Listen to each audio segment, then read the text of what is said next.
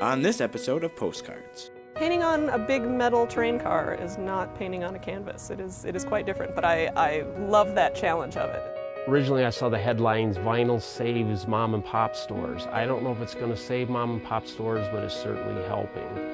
I've known since probably I was 16 that I wanted to be a woodworker. And I look back and I realize what a blessing it was to know what I wanted to do.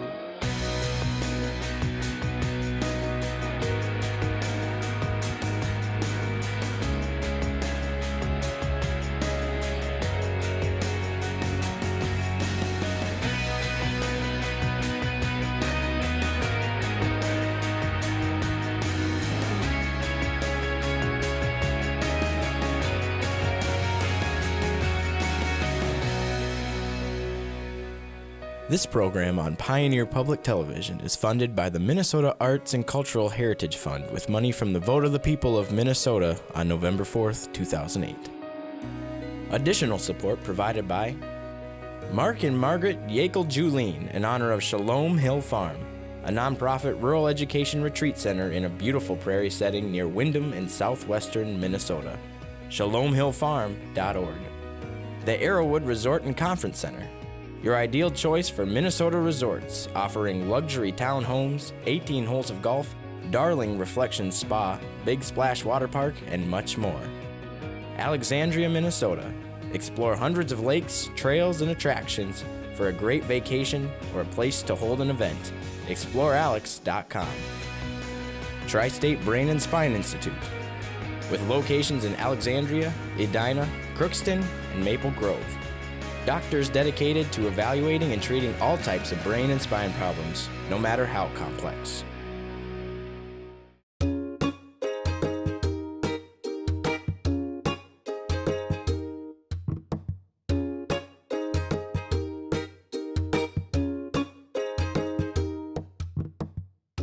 I'm Lily Payne. I am a muralist that works out of Minneapolis, St. Paul. And I've been doing it for about 13 years now, working professionally, initially for theaters, painting all the scenery, and then that has exploded into painting murals for commercial businesses and people's homes and all sorts of industries. It actually spans quite a wide variety.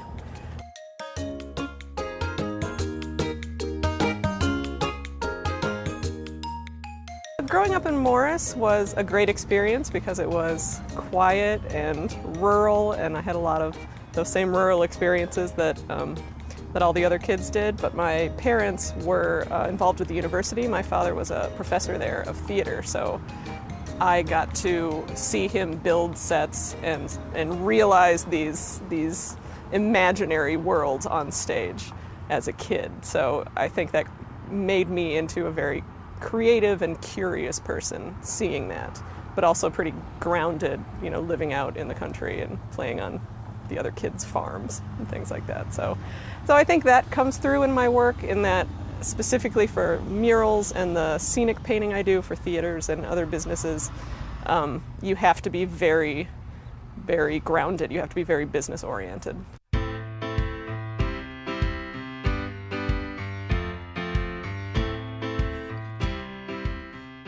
Well, the Montevideo Arts Project put out a request for proposals some months ago, asking for artists to give ideas to deck out this rail car with murals that would talk to the history of Montevideo and its connection with agriculture and the railway. And that's it. That's, you get one sentence. That's what we want to express on a rail car, and then it's up to us to sort of breathe a little life into that and come up with a visual representation of what that would be. So my idea was to take one side of the rail car and design it in a way that relates to the turn of the century, 1910 era, when Montevideo was booming and those steam locomotives were coming through here, and the rolling mills were running in the area. So on one side it will be lettering and graphic design in that sense that speaks of that era. And then on the opposite side it moves forward some 50 or 60 years to mid-century, where we have the big diesel locomotive coming through a field juxtaposed with a combine with a tractor on it, and there will the engineer on the train and the farmer on the tractor will be waving to each other, you know, to sort of connect the two. And it's in a style that is reminiscent of those great train posters, those great American train posters where there's this large machine, you know, barreling towards you in the image, and I've done something similar on that side.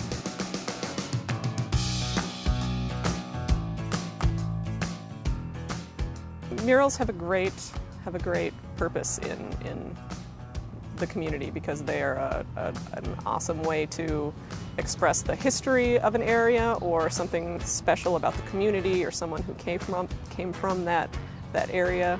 It's also a great way to express the talent in a community, you know, especially if the artist is local, to be able to say that, you know, we still have people here that do these sort of crafts that, you know, there's maybe not such a call for as much as there used to be, but there are still people who keep it alive, and I think murals are, you know, personally murals are, I think, very important.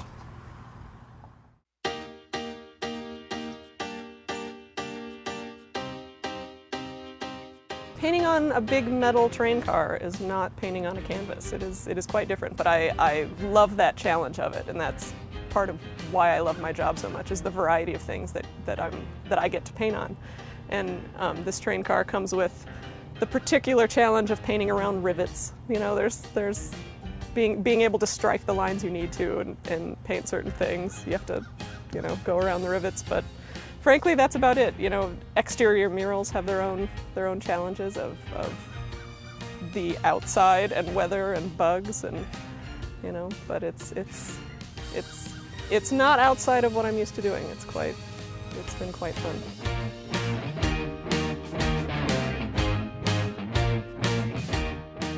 The people in Montevideo have been so welcoming and friendly, and had people bring us coffee and offer to take us out to lunch, and that's been so nice. And it's really been just the community. They're so excited about this project, and it comes through with every person that stops by to say hi or wave from their truck and yell that I'm doing a good job. You know, it's definitely, that's been the best part. Certainly down in Minneapolis, you don't see people yelling good job out of the car. They might yell something at you from the car, but it's probably not good job. So that's been nice about being out here. Yeah, it is rare that the town rolls out the red carpet for you. That's been great. I also had an old gentleman take like three circles around it in his like Durango, and every time he stopped back here, he had something to say. And then he asked me if I cleaned windows, in which case, if I did, he'd be happy to take me home with him.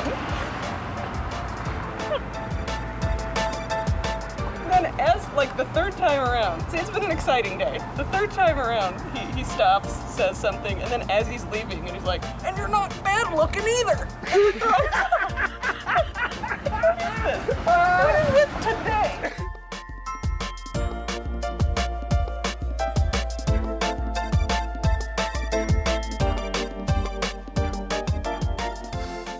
My journey as a muralist has been unexpected. It was not a job that I actually initially set out to do. It was something that sort of came about through a series of initially, you know, just kind of an odd job, and then I got more skills at it and was continuing to be hired more and more, and it's turned into a career that I don't think I could have dreamed that I would have. I have been all over the country painting things, and I have worked with the greatest people in lots of different industries, and I've done murals for museums. I have worked on film commercials and a feature film that was filmed in Minneapolis last summer. I was a painter for that, and it's been, every job comes with a new surprising detail of some sort, or a new experience, or people in a new town or a new industry, and it is nothing that I thought it would be, and everything that I could have hoped it would be. It's just been a lot of fun. I wouldn't change it for anything.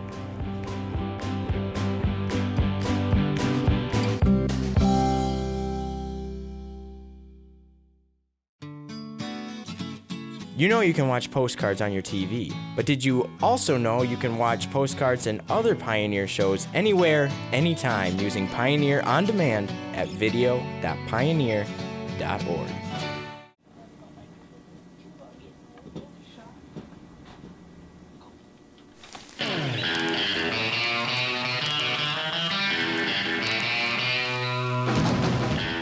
We are the Last Stop CD shop in Marshall, Minnesota.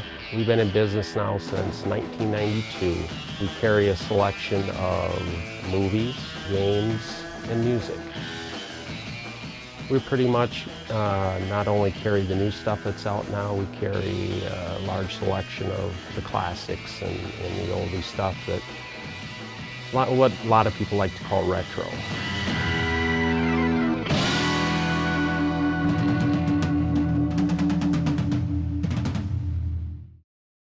Brian Deitz, who owns Last Stop CD shop in Sioux Falls, originally started this in '92, I believe it was. And I always told him that if he ever wanted to sell the store, let me know. Well, when he opened the Sioux Falls location, he tried to do both, but he realized it was too much work. So he gave me a call. He said, "When do you want to buy the store?" And I said, "When do you want me to take over?" He said, "Immediately." So basically from that point on, you know, I've been in this business. The only thing I brought into it was about 5,000 albums because I collected vinyl. I mean, it's always been my passion is vinyl. I mean, I've went through a lot of the different formats, and I mean, I've been through the reel-to-reel tapes, I've been through the cassettes, I've been through 8 tracks. Then when CDs came out, I remember it was in '82, my brother-in-law up in the cities, he was like, "Yeah, Ray, you got all these albums, they're gonna be extinct, they're dinosaurs, they're coming out with a thing called a CD, and it's gonna make vinyl extinct." I'm like, "It'll never make vinyl extinct." Well, he was close to being right. Compact disc, another sensation from Philips. Technological breakthrough in audio reproduction. Laser and disc come together for one of the purest sounds ever. It's the portable compact disc player. For innovations in music, do what the competition does. Follow the leader. By 1989, CDs had already overtaken vinyl as far as sales goes. And from that point on, vinyl just kept going down and down and down. You know, we'd have it out, people would look at it and it'd be like, "Oh, that's cool vinyl. You can't find a record player anymore." So they'd be like, it's not really what good is vinyl if you can't play it.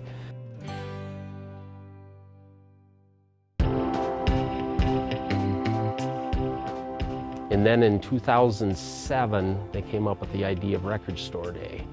And it's the 3rd Saturday in April every year. And what they did is they were trying to help out the independents like us, the little mom and pop stores, stay in existence.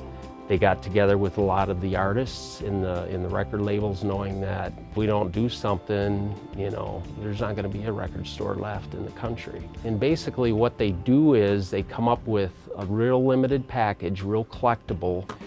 So, and most of these records are in very limited quantities. You know, you're talking as low as 100 worldwide. That's all that'll ever be made of that. And that's a real low number, but most of them are 500 to 1,000. I just wanted to kind of show you a little bit about collecting. A record like this is maybe a $10 record. And if you open it up, inside, you've got a black record. It's just your standard everyday album.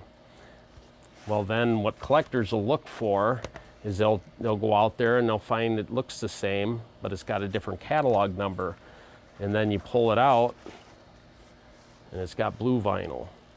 And the name of the album was Out of the Blue. And very few were made with blue vinyl. So this is about a $60 record. So by all appearance, they look the same. These are some of the things that are coming out Record Store Day, kind of what people are looking for. This is Justin Bieber, and this is a record store release. And this is the picture of the cover. Instead of being on cardboard, it's actually embedded into the vinyl. They just call that a picture disc, and then on the back it's got a picture of him. The Sex Pistols, one of their famous albums, and on the back it looks the same as the old one did, but when you flip it around it's a pictured, colored. That's what the album cover actually would have looked like in cardboard, but it's just printed into the vinyl. This is my last example. This is just a very rare record that I wanted to show. It's the Beatles and Frank Infield, and it's not in perfect shape, but it's still about a $1,500 record. And the reason for it is you've probably never seen it, and the Beatles are probably the most collectible, or they are the most collectible band there is. The only way you could ever get this particular album is when it came out back in the early 60s. So very rare in a mint copy. If you had a really nice shape, it's probably a $10,000 album. Records as a whole, there's always been a collectible market. You know, it's nothing new that's just come today, but it's just become tenfold what it was. I think what's really gotten the young generation really excited about vinyl, I mean, they looked at it as something they could own that not many people would own, because anybody can go on Pandora and listen to a song, or anybody can buy a CD and they make 100,000 copies of it, or if it's a big seller, it could be 1 million copies. But a vinyl, you know, they're talking 100 copies, 500 copies, 1,000 copies. It's just got a lot of potential for collectability. The kids also, talking to their parents, said, hey, have you ever listened to a record? And it's like my kids. I mean, I showed them what a record sounded like back in the day, and my son got into collecting vinyl.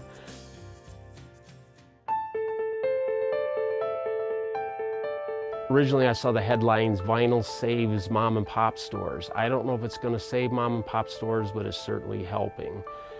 People are starting to recognize that it was important maybe to their parents. It was something that they enjoyed themselves. They realize that record stores are something that are dying out because they're going by the wayside every year.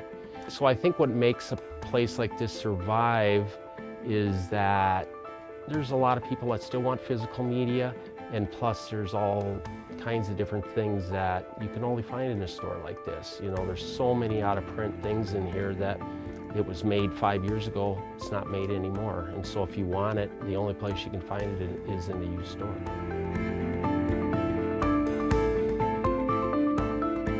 You know, as far as a culture, I think younger kids even coming up today that never got to experience the excitement or the fun of going and rummaging around in a record store really missed out on something. Because I look back at my life and some of my fondest memories were roaming around a store digging through crates of records.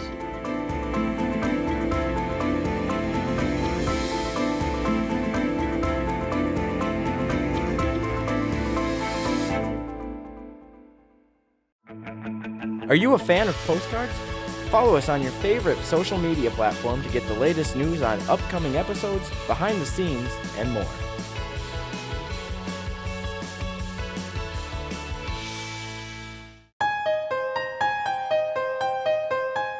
My name is Grant Kaihai. I'm an artist and woodworker. I work out of my home studio in St. Cloud, Minnesota, and I design and make custom furniture as well as make sculpture.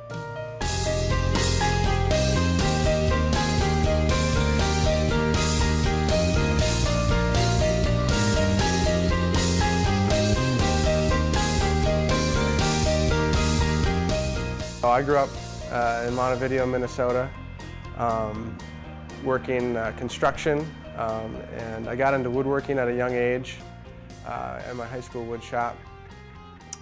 And from that point, I realized that I wanted to be a woodworker when I grew up. My background is largely blue collar, And when I went to art school, I didn't realize that I was going to an art school. I just wanted to woodwork, and I really hadn't had any experience in the arts other than performing arts, you know, choir and musicals and plays and things like that. And I decided to stick with it, and I became fairly successful within the art program. And now that I have this, I've taken on the identity of artist and own it. One of my missions is to create approachable art that's approachable by not only artists but also laymen and folks who don't necessarily take in art as entertainment.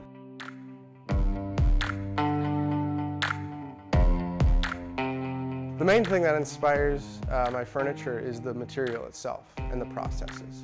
So I cut down a lot of my trees. So the material itself inspires a lot of my work, and being sensitive to the tree. You know, I don't think of myself as a woodworker as much as like a tree shaper. You know, it all starts with a tree, and that keeps me grounded as far as not getting too separated from the industrial side of the craft. And that you have to go out, you have to work hard and cut down those trees and labor.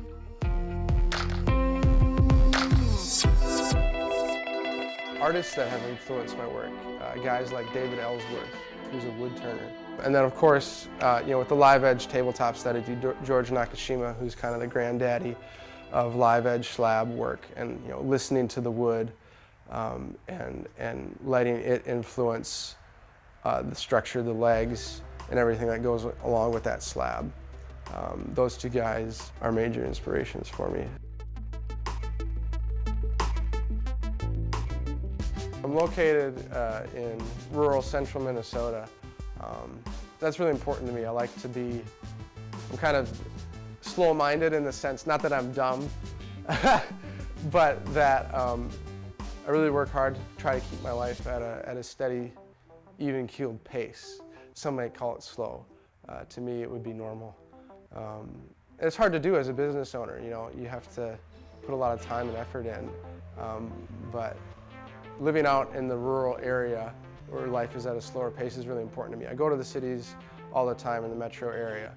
A lot of business gets conducted there, both in getting material and my clients, meeting with my clients. But it's important to me to be outside of that in order to think clearly, work carefully, and avoid a lot of distractions.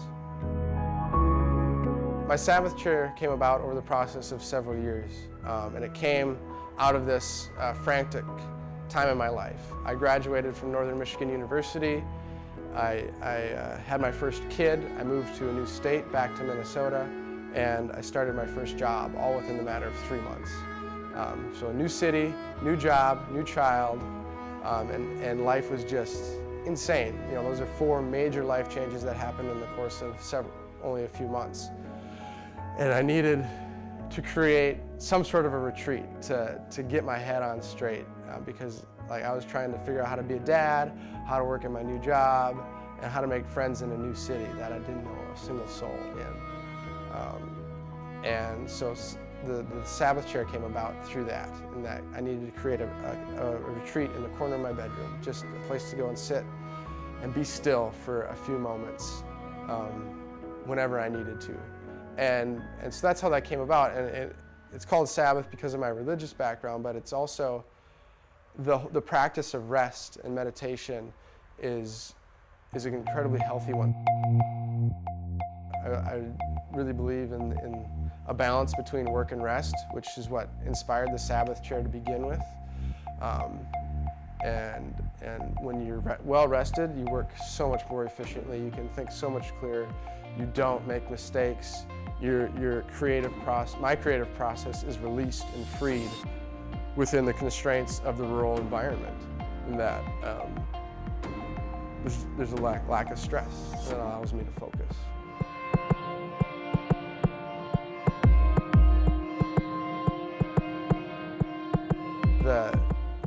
The aesthetics of the Sabbath chair are set up to encourage the user to take a break. It has this arcing arm and leg rest, which was originally inspired by an archetypal boulder, this solid place to go and sit, a foundation on which you can base the rest of your time off of.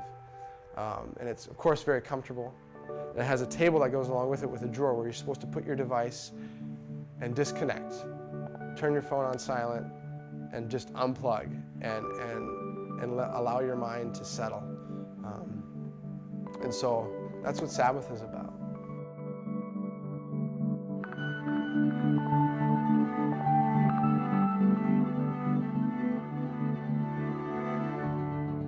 Creativity is not a process of flowing with the wind. It's to become a really great creative person, it requires waking up and making and sharing your work every single day. And so the blue-collar side of me can do that, the work ethic, the showing up. If you just show up to your job and do it, do your best, you're going to be fine in life. And then art comes alongside of that and gives that meaning and significance. And so for me, being creative is about making something every day and improving on that every day, both in my craft and also my artistic eye, meaning making something that's even more beautiful. Whatever beautiful means, it's kind of a dirty word in the art world. I've known since probably I was 16 that I wanted to be a woodworker. And now that I'm 26, I've got a wife, 3 kids, and a business, and I look around me and I look back and I realize what a blessing it was to know what I wanted to do from the time I was a teenager. Like, that is not normal. Like, I think most kids who go to college change majors like 5 or 6 times. I didn't change my major once. I thought about it. I had a real crisis of identity my freshman year in art school, realizing that either I was going to be an artist or I wasn't going to be an artist, because I didn't go there thinking I was going to be an artist. And now I am, and I love it, and I own it. And now I realize that being an artist is the best way for me to be a furniture maker.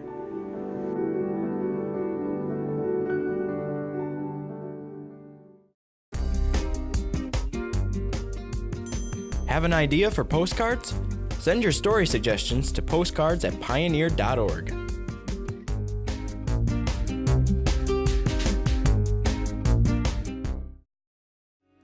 This program on Pioneer Public Television is funded by the Minnesota Arts and Cultural Heritage Fund with money from the vote of the people of Minnesota on November 4th, 2008.